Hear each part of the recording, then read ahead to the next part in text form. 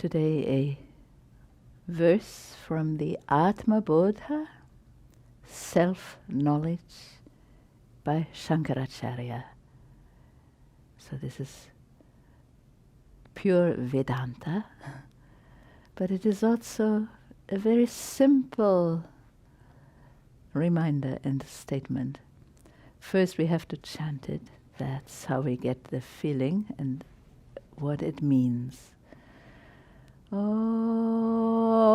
Rajju Sarpa Vadatmanam Rajju Sarpa Vadatmanam Jivam Gyatva Bhayam Vahet Jivam Gyatva Bhayam Vahet Naham Jiva Paratmeti Naham Jiva Paratmeti Gyatam Chennirbhayo Bhavet Gyatam Chennirbhayo Bhavet.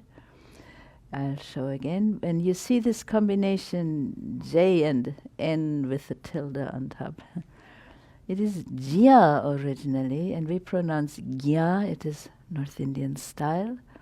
Gyatva and Gyatam. A regular J without the N after it is just a J sound. So this you have to follow some tradition. This is our style.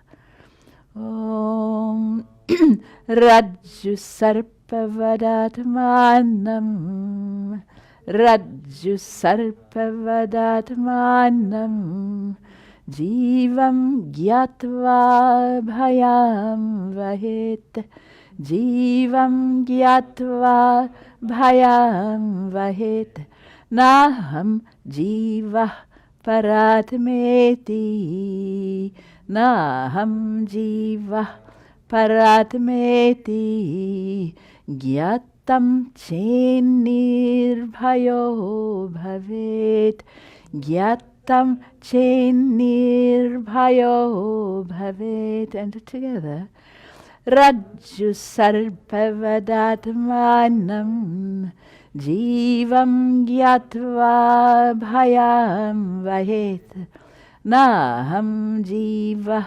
Paratmeti Gyatam Chennirbhayo Bhavet Gyatam Chennirbhayo Bhavet. So the first word is a compound word. Rajju is a rope, Sarpa is a serpent, just same root verb in Sanskrit and in Latin. We get our serpent word from Latin.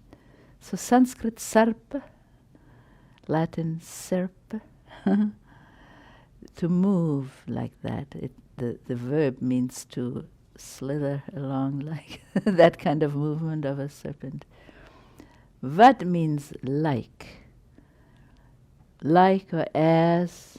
It is a famous simile in the scriptures, as in the case of the rope and the serpent. What could it be? What could be the connection? They have no connection directly, but in a country where you have more fear of poisonous serpents, suppose it is twilight and you can't see clearly and you're walking on the road and somewhere there is a rope maybe coiled up, lying there by the side of the road, and it looks like a serpent. You get fear until you find out it is not, if you find out. So that is the idea. Looks like a serpent, but the poor rope never was, never can be a snake, a serpent, impossible. But that is the illusion. So like that, and first let us pick up this gyatva, feeling, seeing, realizing, or understanding that Atman, the real self, is the jiva. That is the consciousness identified with the body and mind and senses and ego. Jiva is the soul. It is pure, but when it feels completely bound by the conditions of the body and mind, then it is individualized, separated consciousness, and feeling that our real self is stuck in this body-mind.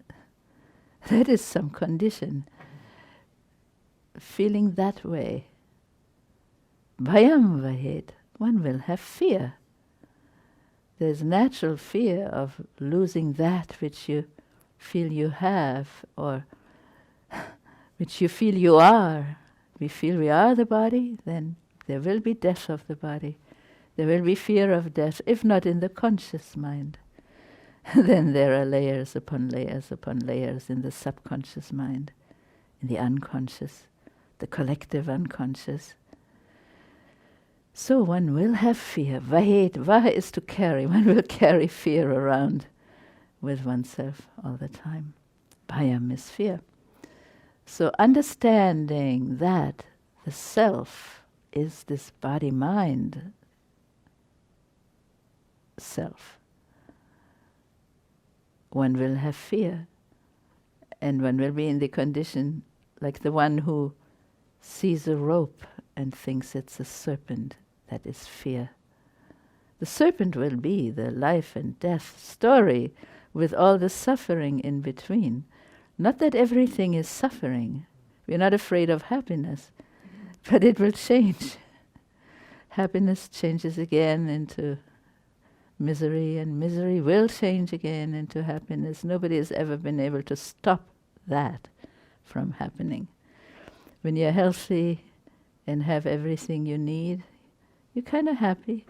When any of that is taken away by chance, by destiny, by the cycle of life, then we have suffering. So fear is of suffering, ultimately death. It is built in. It is built in. But the simile of the serpent and the rope is very clear. At no time is the rope a serpent. It is all illusion, but the fear is real. At no time can we be the body. It's impossible. You can see your body as an object made of atoms and molecules, but you feel you live in it. That is correct, but when you meditate, you need to be able to come out, and that is the practice of feeling our true self. So how do we suggest to our own mind, this is coming? Na aham jiva. Tell yourself, I am not this body-mind, this jiva. I am not limited. Para atma, there's a word para atma, and then came iti. It is sandhi here, you can see. Para atma makes paratma. Paratma iti, paratmeti. The iti in this eti just means end of quotation. Thus, or just, I am not this jiva, I am the supreme paramatma, paratma, supreme self. I am free, I am pure consciousness. We have our diagram here. The jiva is this individual I am. Nothing wrong with being the individual, but if you are stuck in that, as generally we are, then suffering is there. Paratma, once you come out from that, the universal or cosmic consciousness, cosmic I am, and the absolute I am, both are superior and supreme. The supreme self is, you don't need to worry about any borderline between cosmic and absolute. It is, they're all one anyhow. We are one with that. So once you come out from the limitations of the individual existence, all the rest is paratma. Ultimately, the absolute is beyond the universe even. But right now, right here, our essence. So, na aham jiva, I am not this creature, jiva.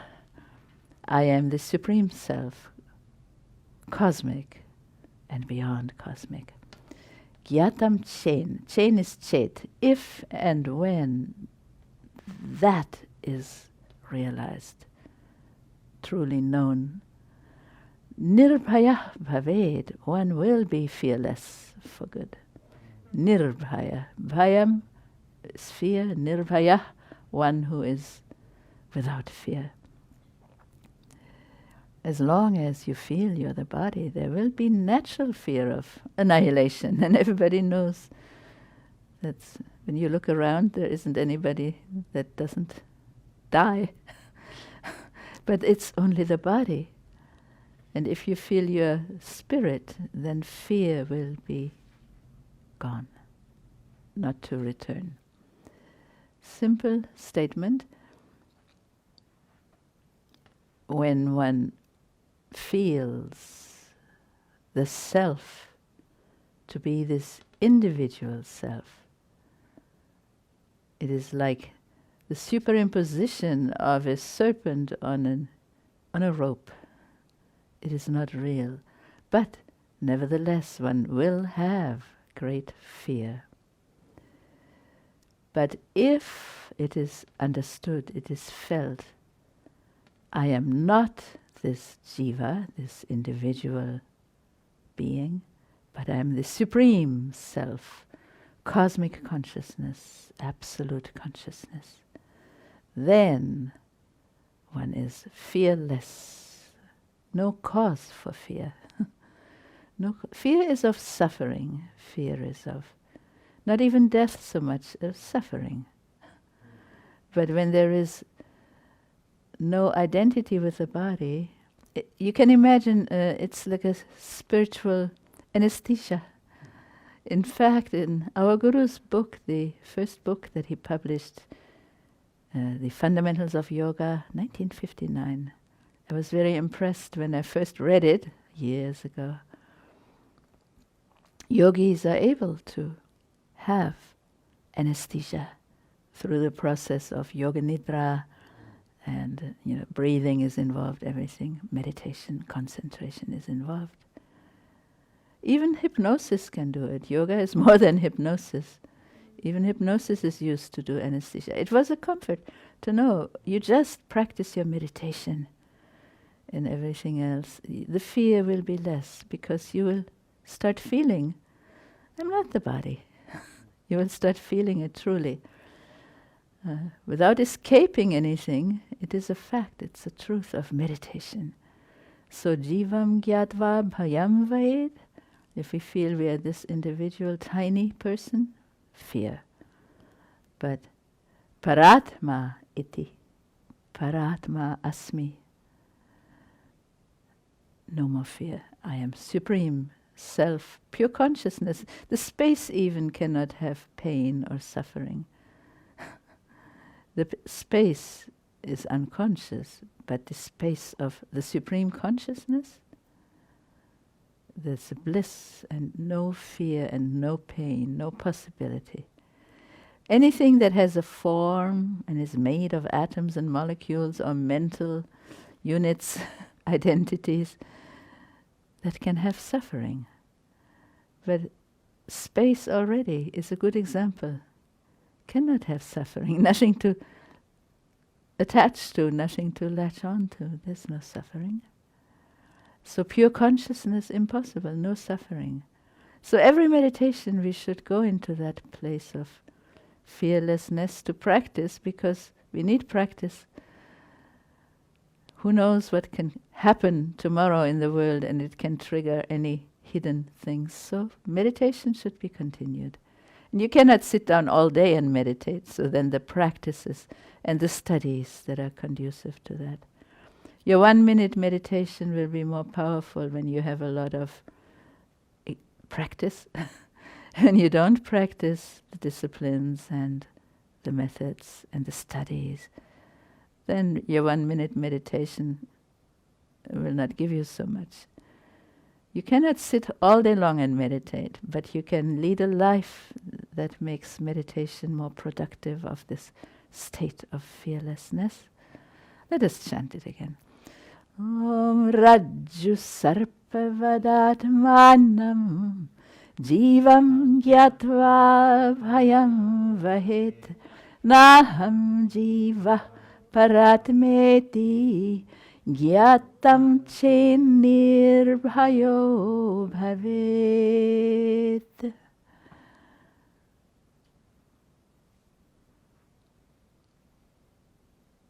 Om Shanti. Thank you.